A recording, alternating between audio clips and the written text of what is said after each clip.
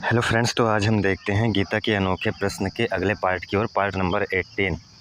तो यहाँ पर हम कुछ प्रश्नों को देखेंगे जो कि डाउट है जिसको लेकर, क्योंकि हमारी इस सीरीज़ का मतलब ही यही है कि जो भी गीता को लेकर डाउट है उन्हीं डाउट को कम करना। इसलिए मैंने इसका नाम ही गीता के अनोखे प्रश्न रखा है। जो प्रश्न तुम उठाते हो उसमें से ढूंढ कर वही चीज़ें, जैसे अब हमने कुछ चीज़ें बताई है लेकिन उनमें कुछ लोगों को अभी भी डाउट होगा, तो उसी को हम यहाँ पर क्लियर करने की कोशिश करेंगे। जैसे कि मैंने कहा था कि अभी अगली ही वीडियो में कहा था कि इसको हम जब 18 नंबर अध्याय बताएंगे तो बताएंगे। खैर वो तो बात की बातें हैं, लेकिन हम यहाँ पर इसको समझते हैं कि जैसे क्या है कि क्या गीता का ज्ञान न देते तो युद्ध होता। तो इसमें मैंने फर्स्ट पार्ट में 3 पॉसिबिलिटीज़ बताई थी। तो होता युद्ध एक, तो जो कि गीता का ज्ञान मिलने के बाद हुआ। और दूसरा पॉसिबिलिटीज़ क्या था कि होता लेकिन पांडव हार जाते क्योंकि अर्जुन बिना मन से लड़ता। और तीसरा क्या था कि मैंने बताया था कि अर्जुन चला जाता, वो युद्ध ही न करता। वो युद्ध क्यों करेगा, क्योंकि अपने ही हैं युद्ध में, तो क्यों युद्ध करेगा। तो तीनों पॉसिबिलिटीज़ बताई थी, लेकिन कई जगह भगवान कृष्ण यही कहते हैं कि हे अर्जुन, तू जो ये सोच रहा है अहंकारवश कि मैं युद्ध नहीं करूँगा, तो यह निश्चय मिथ्या है, क्योंकि तेरा स्वभाव तुझे ज़बरदस्ती युद्ध में लगा देगा। अब ये बातें मतलब क्या है कि मैंने तो वहाँ पर कहा था कि अर्जुन युद्ध नहीं करता, लेकिन भगवान कृष्ण कह रहे हैं कि तू जो अहंकारवश कह रहा है मैं युद्ध नहीं करूँगा, वो भी गलत है। तो ये दोनों बातें यहाँ पर कंट्राडिक्शन हो गई ना। तो मैंने वहाँ पर क्यों कहा था कि युद्ध नहीं करता अर्जुन, क्योंकि अर्जुन उस समय मोह से ग्रसित था। वो युद्ध छोड़कर उस समय चला जाता। मेरे कहने का मतलब ये था कि युद्ध छोड़कर तो चला जाता, लेकिन युद्ध छोड़कर जाने के बाद यहाँ युद्ध का माहौल, प्रकृति, गुण पूरा युद्ध वाला बन गया है। अब अगर मान लो वो युद्ध छोड़कर चला जाता फिर भी युद्ध यहाँ होता, लेकिन अर्जुन जहाँ जाता उसको वहाँ पर शांति न मिलती। इसीलिए भगवान कृष्ण कह रहे हैं कि उसका स्वभाव उसे खींच लाता युद्ध की ओर, क्योंकि उसके गुण हैं युद्ध करने के, उसके गुण युद्ध करने के हैं, तो इसीलिए उसके गुण से युद्ध करने के लिए खींच लाते हैं। जैसे एग्जांपल से समझो, यदि हम कोई कार्य कर रहे हैं और हमारा वही कार्य करना जैसे कर्तव्य हमारा वही है, और अगर हम वो कर्तव्य जो है हमारा मन नहीं होता बहुत समय करने का, लेकिन फिर भी हमें वो कार्य ज़बरदस्ती करना पड़ता है। जैसे कि पढ़ने वाले जो स्टूडेंट होते हैं उनके बारे में ही सोचो, क्या हमेशा उनका मन पढ़ने को करता है? हमेशा पढ़ने को नहीं करता, लेकिन कुछ जिम्मेदारियाँ, कुछ आवश्यकताएं, कुछ सपने उनको खींच लाते हैं पढ़ाई करने के लिए। जैसे आप देखते होंगे, पढ़ना किसको पसंद है? कहने की बातें हैं सबको कि नई नई ज्ञान लेना तो एक अलग बात है, लेकिन जो कुछ लोग जॉब के लिए तैयारी करते हैं, कुछ भी, उनका भविष्य ही देखकर वो ये सब करते हैं। जैसे लाइब्रेरी में बैठे, कॉलेज में बैठे हुए 100 में से 10% बच्चे ही सही से पढ़ते होंगे जो पढ़ने में इंटरेस्टेड होंगे। बाकी पढ़ाई करना किसको पसंद है? लेकिन पढ़ते तो सभी हैं ना। 100 में 90% पढ़ते हैं, और 80% कैसे पढ़ रहे हैं? वो ज़बरदस्ती ही पढ़ रहे हैं, क्योंकि उनका गुण है, उनका कर्तव्य है वो करना, क्योंकि उस समय वो पढ़ाई का माहौल वहाँ है। जैसे अगर आप कभी लाइब्रेरी में बैठो, कॉलेज में बैठो, तो वहाँ का गुण ही होता है पढ़ाई करना। तो तुम ना भी करना चाहोगे फिर भी तुम्हें पढ़ना पड़ेगा, लोगों को देखकर, वहाँ का माहौल देखकर। तो वही बातें यहाँ पर अर्जुन पर लागू होती है कि भगवान कृष्ण कहते हैं तो ये जो अहंकारवश कह रहा है कि मैं नहीं करूँगा युद्ध, वो भी असत्य है, क्योंकि तेरे गुण तुझे युद्ध में लगा देंगे, क्योंकि तेरा कर्तव्य है युद्ध करना, तू क्षत्रिय है, तू युद्ध करेगा। और अगर तू मोहवश छोड़ दिया युद्ध तब भी तुम्हें शांति नहीं मिलेगी, तेरे गुण तुझे खींच लाएंगे युद्ध करने के लिए। वही बातें यहाँ पर कहते हैं। और लेकिन फिर ये भी कहते हैं कि दूसरी पॉसिबिलिटी जो हमारी थी, वो युद्ध करता लेकिन हार जाता, क्योंकि वो मोह से ग्रसित था, धनुष तक उससे नहीं उठ रहे थे। तो वो भी पॉसिबिलिटी सही थी, लेकिन गीता ज्ञान देने पर उसका मोह खत्म हो गया, जो कि सबसे बड़ा जड़ था युद्ध न करने के लिए। तो यहाँ पर वही बातें मैं बताना चाह रहा हूँ। तो यहाँ जो ये कन्फ्यूजन है कि युद्ध जब होता ही तो गीता का ज्ञान क्यों दिया? गीता का ज्ञान युद्ध नहीं भी होता तो पांडव हार जाते, इसीलिए गीता का ज्ञान दिया। युद्ध होता ये तो फिक्स था, क्योंकि वहाँ पर वैसे ही प्रकृति बन गई थी, पूरा माहौल बन गया था। अब युद्ध अर्जुन मान लो हट जाता कुछ समय के लिए, लेकिन उसके गुण फिर उसे खींच लाते, क्योंकि उसके अपने भाई भी तो युद्ध में ही हैं। वो हट जाएगा तो उसके भाई की को ही तो दिक्कत होगी, पांडवों की हार होना फिर लगभग तय हो जाएगा। तो इसीलिए भगवान कृष्ण कहते हैं तो ये जो कह रहा है मैं युद्ध नहीं करूँगा, वो भी असत्य है, क्योंकि तू कह कहाँ से रहा है? मोह से। और मोह कहाँ से आया है तेरे अंदर? तो वो भी प्रकृति का ही हिस्सा है, और प्रकृति के गुण इस समय ऐसे हैं कि तुझे युद्ध से करवाएंगे तुझसे, क्योंकि इस समय प्रकृति के गुण ही, प्रकृति में ऐसा माहौल ही बन गया है कि युद्ध हो। तो तू मोहवश भले युद्ध ना करने को कहे, लेकिन जब युद्ध शुरू हो जाएगा तो तू करेगा ही युद्ध, क्योंकि बस युद्ध शुरू होने की देरी थी वहाँ पे, बाकी सब सेनाएं तैयार थी चारों तरफ से। तो बस वही बात है यहाँ पर कि जो प्रकृतिवश या तेरे गुण तुझसे युद्ध करवाएंगे, उसका सीधा सा मतलब यही है कि अब वहाँ का वातावरण वैसा बन गया है युद्ध करना, और तेरा कर्तव्य भी है युद्ध करना उस समय, तो इसीलिए तुझे करना पड़ेगा। और तू नहीं करेगा फिर भी तू किस लिए कह रहा है नहीं करूँगा? क्योंकि तेरे अंदर अहंकार है, और भगवान कृष्ण ये जानते हैं अहंकार, ये मोह, ये लोभ, ये सब प्रकृति से आता है, वो भी दूसरों का है, और तेरा युद्ध न करने का निर्णय भी उसी अहंकार से आया है। तो ना वो अहंकार सच्चा है, तो अभी मैं करता की भावना रखा है, तो ये सभी झूठे हैं। इसलिए वो कहते हैं कि तेरे गुण कराएंगे, क्योंकि अहंकार भी तो प्रकृति से आ रहा है, और युद्ध ना करना भी प्रकृति से ही आ रहा है। तो इसीलिए तू युद्ध करेगा, क्योंकि प्रकृति उस समय की युद्ध करना ही बता रही है, तेरे गुण भी प्रकृति के द्वारा युद्ध करना ही बता रहे हैं। इसलिए कहते हैं तू ये जो कह रहा है नहीं करूँगा, ये भी असत्य है, तुझे युद्ध करना पड़ेगा। ये बातें यहाँ पर।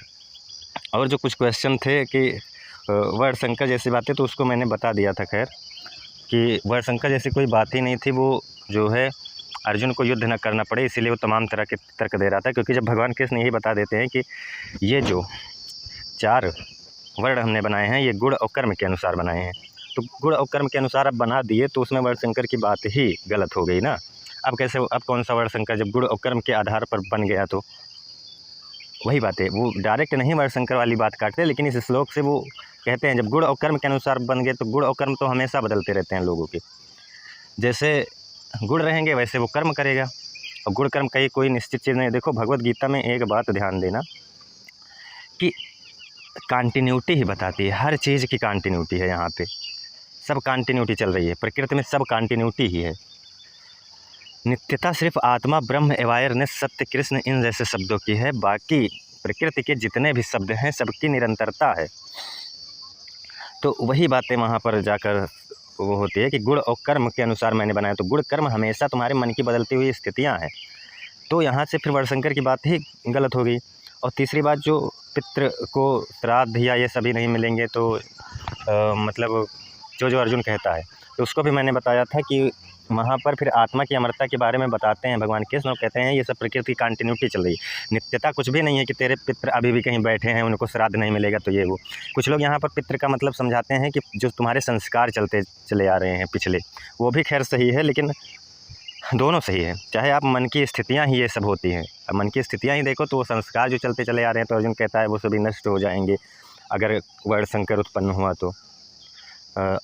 तो वो भी खैर सही है। लेकिन ये भी सही है कि पितृ मतलब क्या हुआ, पितृ मतलब कोई पितृ कहीं बैठा नहीं है। इसको इसीलिए भगवान कृष्ण आत्मा की अमरता को समझाते हैं कि आत्मा ही सत्य है, वही नित्य है, बाकी सब निरंतरता है, कोई पितृ कहीं नहीं बैठा है। उनके कहने का मतलब यही था।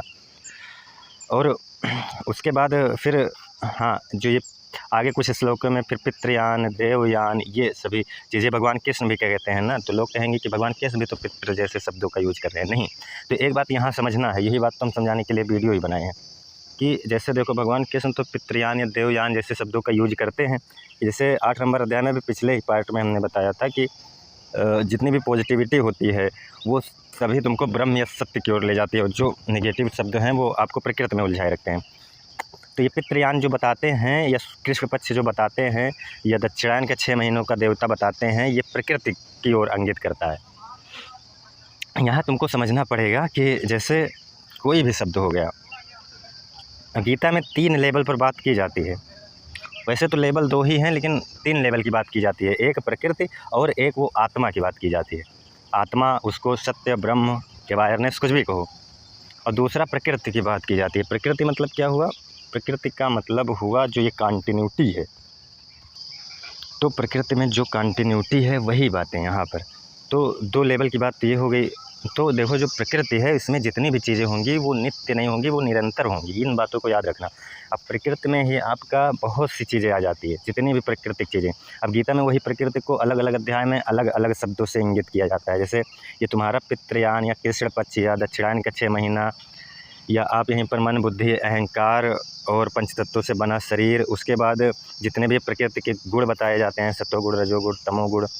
उसके बाद फिर उधर जाओगे तो क्षर, अक्षर, खैर यहाँ पर अक्षर और जो मैंने बताया जीवात्मा शब्द, ये सभी चीज़ें जो है अभी जब तीसरा शुरू होगा तो उसमें आ जाएंगे। और सत्वगुण भी, ये सभी खैर प्रकृति के ही गुण हैं, ये प्रकृति में ही आते हैं। लेकिन लोग अहंकार बस इसको मान लेते हैं कभी कभी परा प्रकृति में वहीं दिक्कत होती है।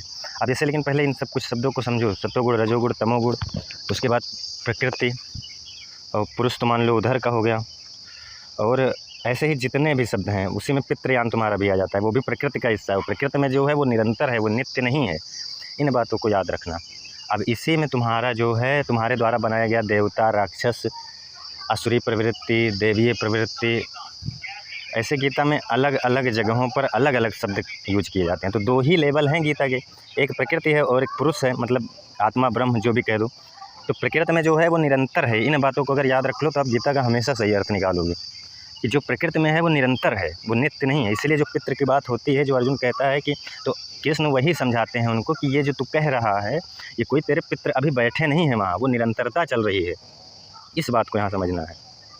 और उसके बाद जो परा प्रकृति में आ जाते हैं वो सिर्फ आत्मा, ब्रह्म, सत्य, ये जैसे शब्द आते हैं, पुरुष, ये शब्द आते हैं। अब तीसरा जो थर्ड लेवल है वो भी एक हिसाब से प्रकृति का ही हिस्सा है। वो तुम प्रकृति और पुरुष को मिक्सड करते हो, जो कि असत्य है, वो है ही नहीं। तो उसमें क्या क्या आ जाता है, जीवात्मा तुम्हारा आ जाता है। उधर चले जाओगे तो अक्षर आ जाता है, जैसे क्षर हो। हाँ, और उसके बाद परा प्रकृति में आप पुरुषोत्तम भी समझ लेना। तो जो तुम मिक्स करते हो, जैसे जीवात्मा या अक्षर पुरुष या और कुछ शब्द ऐसे होंगे, तो वही बातें जो ये तुम्हारा थर्ड वो होता है, इसको खैर मिडिल में रखते हैं लोग। तो इसमें सिर्फ जीवात्मा तुम्हारा आता है और अक्षर पुरुष आता है। तो ये दोनों जो हैं या इनके जैसे और भी जो शब्द होंगे, अभी तो याद नहीं आ रहा है, ये असत्य होते हैं, क्योंकि तुम जीव प्लस आत्मा को नहीं मिला सकते हो। जो अक्षर पुरुष गीता में कहा जाता है वो भी इन्हीं बातों की ओर इंगित करता है। तो इसीलिए ये दोनों शब्द गलत ही होते हैं। एक तो बस 2 ही चीज़ होते हैं, एक पुरुष होता है, एक प्रकृति होती है। तो प्रकृति में जो होता है सब निरंतर होता है। तुम्हारे ये जो गुण हैं, सत्वगुण को कुछ लोग कहते हैं, वो देखो तुम्हारे सत्वगुण का मतलब है तुम्हारे अंदर सुख, शांति या पॉजिटिव चीज़ें बढ़ना। तो इसका मतलब ये है कि तुम सत्य की ओर जा रहे हो। इसका मतलब ये नहीं कि तुम वो परा प्रकृति हो गई, नहीं, वो गुण भी प्रकृति के ही हिस्सा है।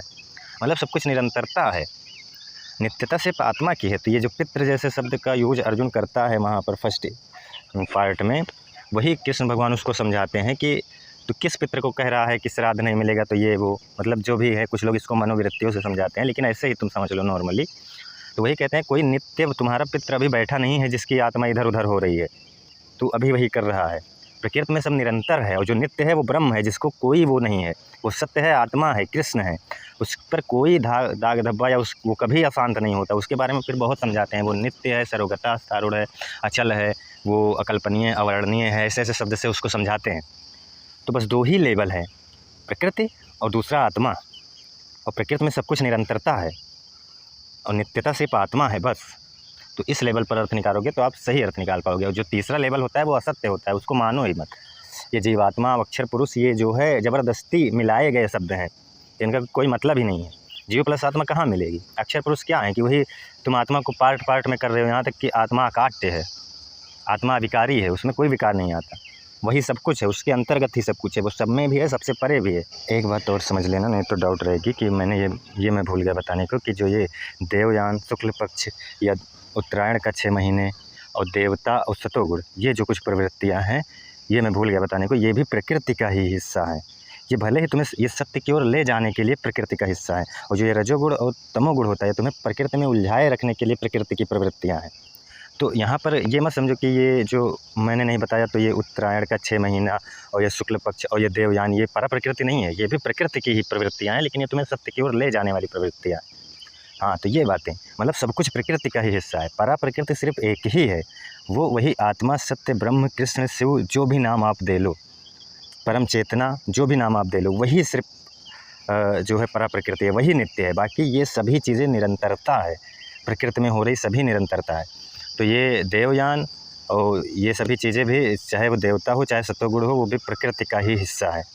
बस वो सत्य की ओर ले जाने वाली प्रवृत्तियाँ हैं, और सब जो हैं कृष्ण पक्ष, पितृयान, ये सब प्रकृति में उलझाए रखने वाली प्रवृत्तियाँ हैं। बस यही चीज़ें। तो खैर आज के लिए इतना ही, धन्यवाद।